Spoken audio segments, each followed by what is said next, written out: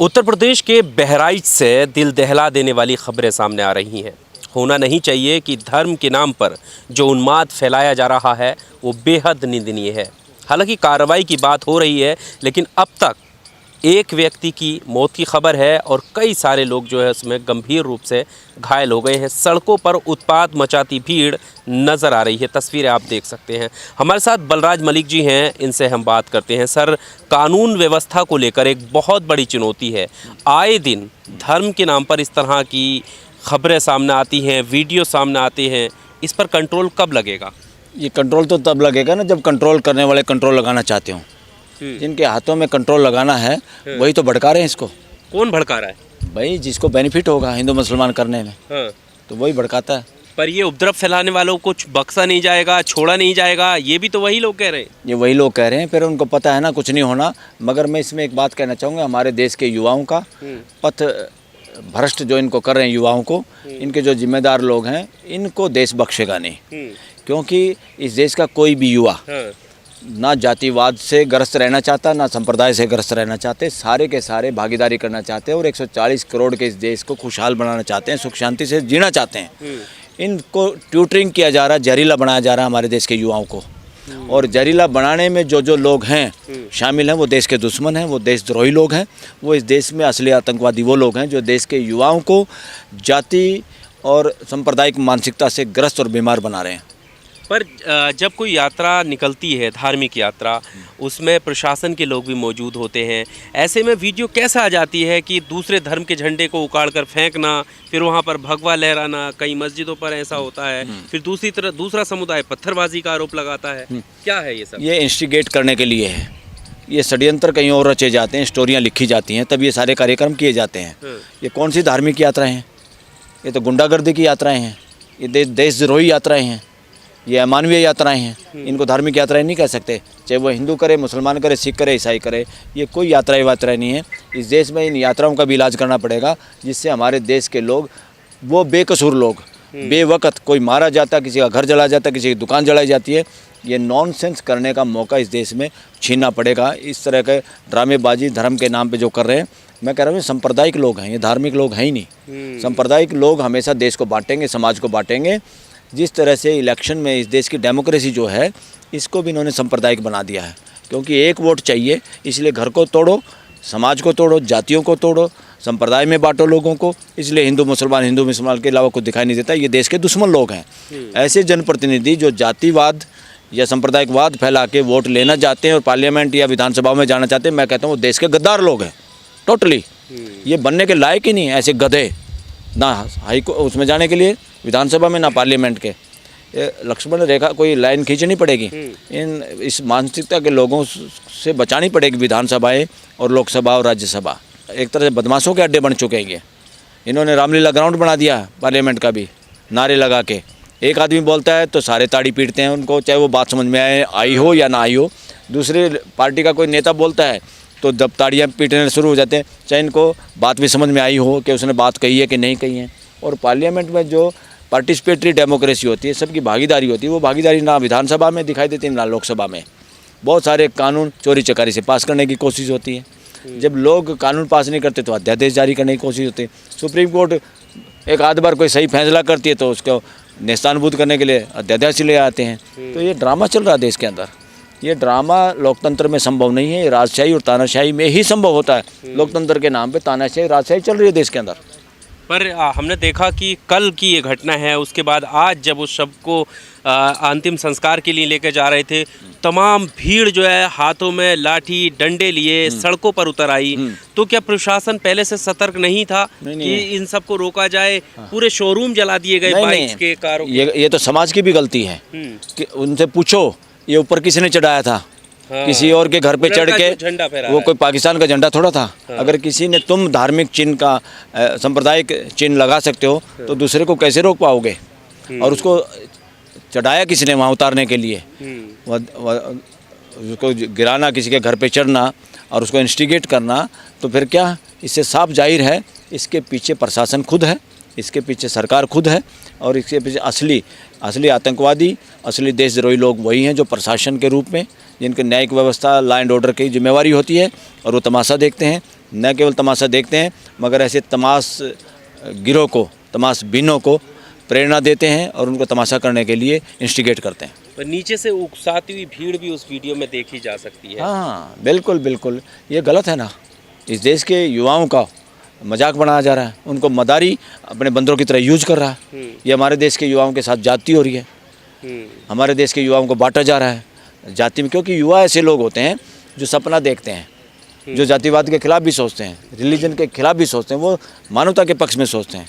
और जब उन्हीं को जहरीला बना दिया जाएगा तो देश कैसे बचेगा। ये देश को डिवाइड करके मानेंगे। और मैं इनको हिंदू नहीं कहता, ये हिंदू नहीं है, ये वर्णवादी लोग हैं, हिंदू इनमें शामिल नहीं है, ये हिंदुओं के ठेकेदार नहीं बन सकते। ये वर्णवादी लोग हैं जो समाज के गरीब गुरबा या नासमझ समाज को शिकार बनाते हैं, उनको बहकाते हैं और सत्ता में रहने के लिए और पैसा पे काबू करने के लिए। इस देश के अंदर आर्थिक असमानता बढ़ी है 10 साल में ज़्यादा, दंगे, जहरीली भाषा का ज़्यादा यूज हुआ है, देश के लोगों की बोलने की आज़ादी छीनी गई है, लोगों पे बुलडोजर न्याय चला गया, लोगों को एनकाउंटर न्याय चला गया, लोगों की पुलिस कस्टडी में मौत होना। इस देश में जितनी पुलिस कस्टडी में मौत होती हैं उससे साबित होता है कि उस वक़्त का प्रशासन और शासन नकारा था, देशद्रोही था, आतंकवादी था कि देश के लोगों को इस तरह जान देनी पड़ी। हमारे यहाँ सुधार गृह हैं, जेल हैं, वो सुधारने के लिए हैं। कोई भटक भी जाता है तो उसको पकड़ो, उसको अच्छी शिक्षा दो। जेल प्रताड़ना के लिए नहीं, यातना के लिए नहीं। वहाँ असली मतलब है कि उनकी समझ बढ़ाई जाए और प्यार मोहब्बत से जीना सिखाया जाए। इसीलिए तो लोगों की जेल माफ़ होती है 30 त्योहारों के दिन, 26 जनवरी 15 अगस्त को, और ताकि उनको, इसीलिए तो सज़ा में से कुछ दिन घटा दिए जाते हैं अच्छे व्यवहार की वजह से। हमारा सारा का सारा न्यायिक व्यवस्था का काम किसी को जेल में सड़ाना नहीं है और किसी को आतंकवादी घोषित करना नहीं है। हमारा सारा काम न्यायिक व्यवस्था का है। कोई भाई बहन इस देश का कोई सिटीजन गलत रास्ते पे भी चले, पहले उसका कारण ढूंढा जाए कि ऐसा गलत रास्ते पे क्यों चला, क्या मजबूरी थी, क्या वजह थी। फिर अगर कोई चलता है तो उसको न्यायिक रास्ते पे ले जाके एक अच्छा इंसान बना के वापस समाज के अंदर उसको छोड़ा जाए। पर सर सवाल ये है ना कि कब तक इस देश को धर्म की आड़ में फूंका जाता रहेगा, आम आवाम जनमानस को नुकसान पहुंचाता जाता रहेगा, और कितने सारे आप देखें कि शोरूम, बाइक, खड़ी गाड़ियां फूंक दी जा रही हैं। हाँ, जब तक होता रहेगा ये, जब तक जाति के ठेकेदारों की और संप्रदाय के ठेकेदारों का पत्ता साफ नहीं करेगा ये देश, यानी उनके बहकावे में नहीं आएगा, उनको इग्नोर करेगा। और मानवता में, जब तक मानवता के आधार पे शिक्षा में आमूल चूल परिवर्तन की जरूरत है इस देश में। शिक्षा में कोई भी जाति को बढ़ावा देने के लिए या कोई भी संप्रदाय को बढ़ावा देने के लिए कोई कथा कहानी चैप्टर नहीं होने चाहिए, सब खत्म कर देने चाहिए। और ये इस सरकार के दौरान शिक्षा का भी वर्णवादीकरण हुआ है। वर्णवादी ग्रंथों की कथा कहानियाँ जो आदमी को भी आम मानव को समान नहीं मानती, उस तरह की कहानियाँ पढ़ाई जाती हैं, उस तरह की किताबों को ये धार्मिक किताब कहते हैं। मैं कहता हूँ धार्मिक किताब हो ही नहीं सकती। धार्मिक किताब हम सिर्फ उसको कह सकते हैं जो अस्तित्व के नियमों को फॉलो करने के बात करती हो, जो अस्तित्व के अनुरूप सच्चाई की बात करती हो, जो वास्तविकता की बात करती हो, जो रहस्य की बात नहीं करती हो, जो वास्तविकता की बात करती हो। आस्तिकता नास्तिकता दोनों बकवास शब्द हैं, इनको तो शिक्षा से ख़त्म कर देना चाहिए। वास्तविकता सही शब्द है।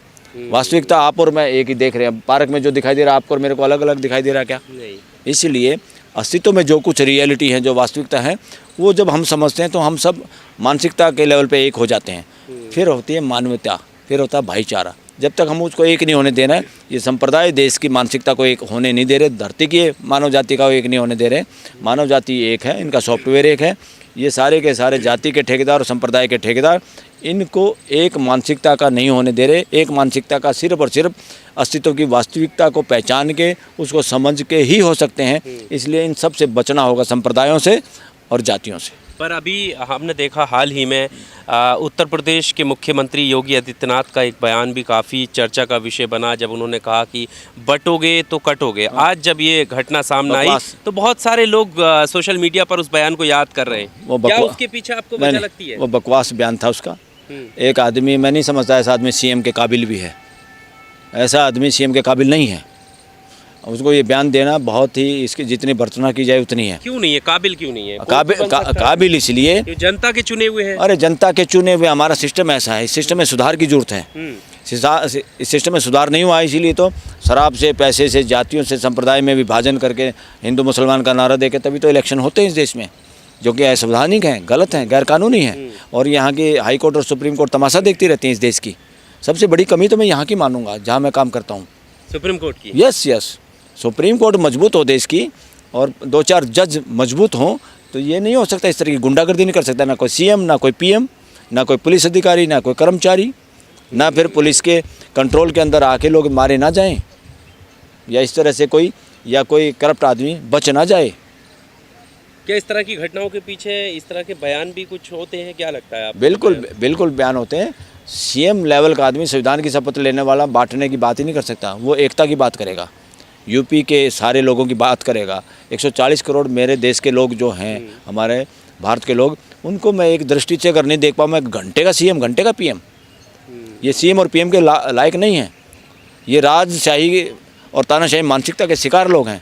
संविधान के अनुरूप, संविधान पे खरे नहीं उतरते ये लोग, ना सीएम होना ना पीएम होना।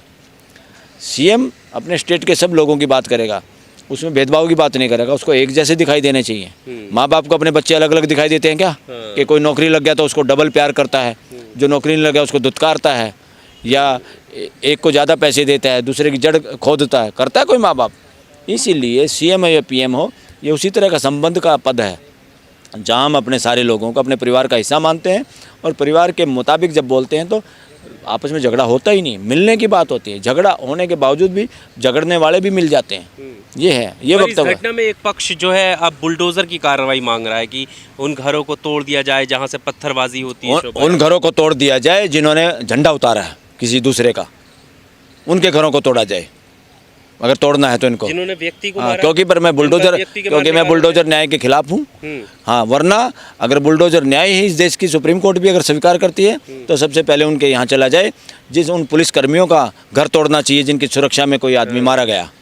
सबसे पहले उन लोगों के घर तोड़ दिए जाएँ जिनकी कस्टडी के अंदर कोई आदमी कहते हैं एनकाउंटर हो गया, उनके घर तोड़े जाएँ जो हिंदू मुसलमान करके स्टेज से बोलते हैं जो नेता। ज़बरदस्ती किसी के घर में घुसते हो, किसी को कमज़ोर समझते हो संख्या के आधार पे, ये नॉनसेंस नहीं चल सकती। यहाँ संख्या का आधार नहीं, यहाँ सिर्फ एक आधार है, मानवता का और संविधान का आधार, समानता का आधार, भाईचारे का आधार, बस। पर ये इस तरह की घटनाएं आपको क्या लगता है, क्या सुप्रीम कोर्ट को संज्ञान लेना चाहिए? जो धार्मिक यात्राएं हैं खास करके, मैं तो कह रहा हूँ सुप्रीम कोर्ट को कई केसेज में सो मोटो लेकर सीएम और पीएम को यहाँ बुलाना चाहिए कटघरे में। जब उनको पता चलेगा कि मैं खुदा नहीं हूँ, जब उनकी मानसिकता, इनके भूत जो सवार है ना, मैं राजा हूँ, मैं नॉन बायोलॉजिकल हूँ, कोई कहता मैं सन्यासी हूँ, मैं योगी हूँ, मैं जोगी हूँ, मैं कह रहा हूँ तुम भोगी हो। ये भोगी लोग हैं, भोगी लोग ही बकवास कर सकते हैं, योगी आदमी बकवास नहीं कर सकता, नॉन बायोलॉजिकल बकवास नहीं कर सकता। नॉन बायोलॉजिकल का मतलब क्या हुआ कि हम सब में जो सॉफ्टवेयर है पूरी मानव जाति के अंदर, उसकी बात है वो। अगर उसकी बात पे खरे उतरते हो तो हिंदू मुसलमान क्यों करते हो? तो सुप्रीम कोर्ट को इस देश के अफसरों को, इस देश के सीएम और पीएम, इनको कटघरे में बुलाना चाहिए, बीच बीच में झटका देना चाहिए, ताकि इन पर जो भूत सवार है तानाशाही का, राजशाही का, वो बुखार उतर जाए और समाज को उतरता दिखाई दे। और एमएलए एमपीओं को भी, जो अपने आप को खुदा मान लेते हैं, खुदा वुदा नहीं है, खुदा कोई है, इस देश की जनता है। ये सब प्यादे हैं और प्यादे सिर पे चढ़ गए खुदा के। This is nonsense going on in this country.